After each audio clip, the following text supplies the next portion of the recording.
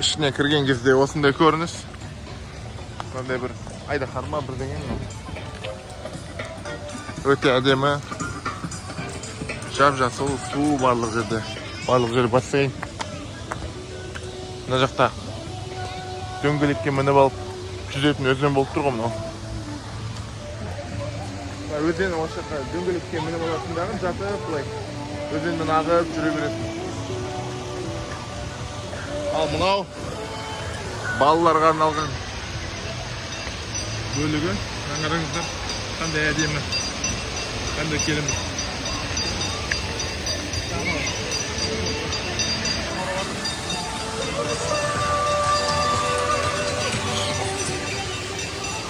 Өте күшті. Ал. Ана шелекті қараңыздар.